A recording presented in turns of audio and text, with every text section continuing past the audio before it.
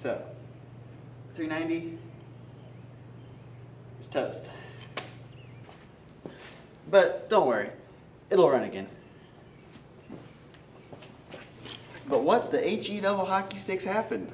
How do we go from running and driving to all these pieces on the ground everywhere? Well, that's a little bit of a long story. So let's get into it. Saturday night, me and my dad were getting the car ready. We installed the new window regulators and the doors. We painted the tail panel black, and we fixed the power steering leak that we had.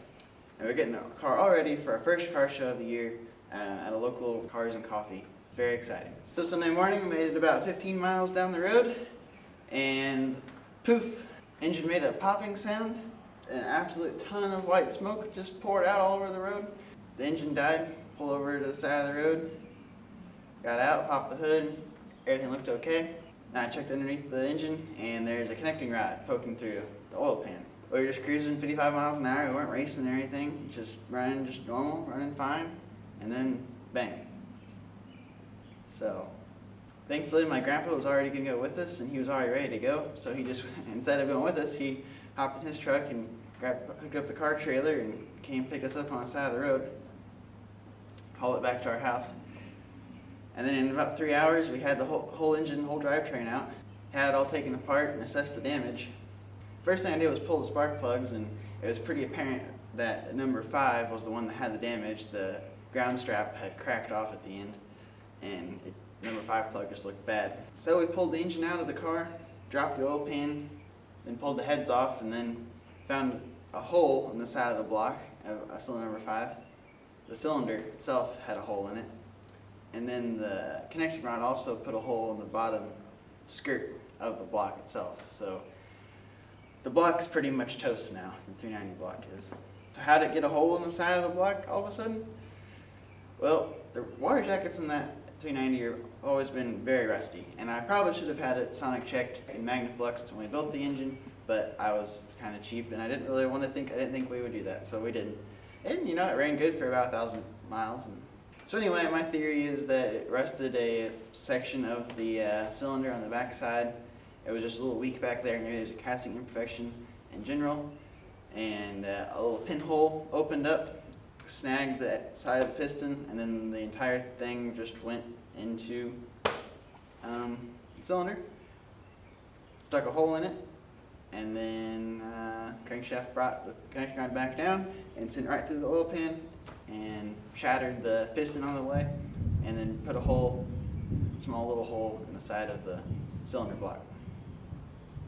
There really isn't much other damage than that. The crankshaft has a small nick on the number 5 journal, or 1.5 journal there. It's never been turned before, the crankshaft. It's still standard sizing, so I'm hoping we can turn it down and save the crankshaft, because there's a 390 crankshaft, and that would be nice to save that. So what's the plan? Car show season's about ready to start, and here we are with no engine in the car. Kind of stinks. As it happens, a couple months ago, my boss at the machine shop, my old boss at the machine shop, where I used to work, he was building a 390 for his dad's car, and I think it was a 64 Galaxy, and they pulled the motor out of it, and they were going to just haul it to the salvage yard. It was a 352 4-barrel, 250 horse unit, and a Cruise-O-Matic 3-speed behind it, and they were just going to get rid of it. And he called me and said, "Would you like it? You can have it for free." And I was like, "Well, heck yeah." So we took it home, and it's just kind of been sitting here in the shop ever since. But last night, me and my dad threw a carburetor on it, threw my old HEI distributor in it, and it fired right up. So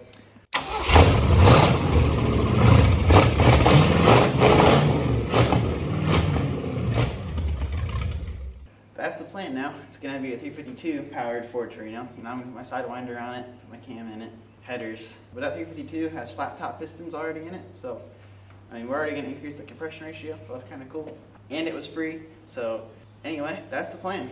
It was fun to spend the afternoon with my grandpa and my dad tearing this whole thing apart. So anyway, I'll show you guys the carnage all over the floor here, and then we'll get to picking it up, and then we'll need to get to working on that 352, getting that thing ready to go.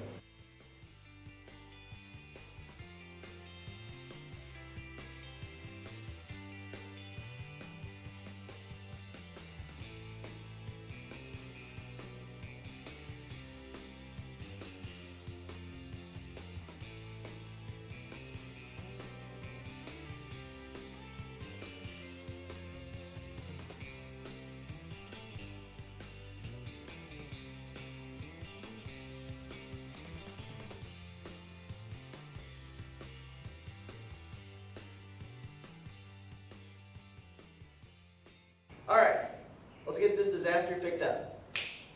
All clean. Okay. Next step, dig out the run stand, get 352 on there, and start cleaning her up. Let's get to it. Okay guys, the 390 is kaput. It is no go. So my priorities are about as straight as the rainbow. We have a good starter.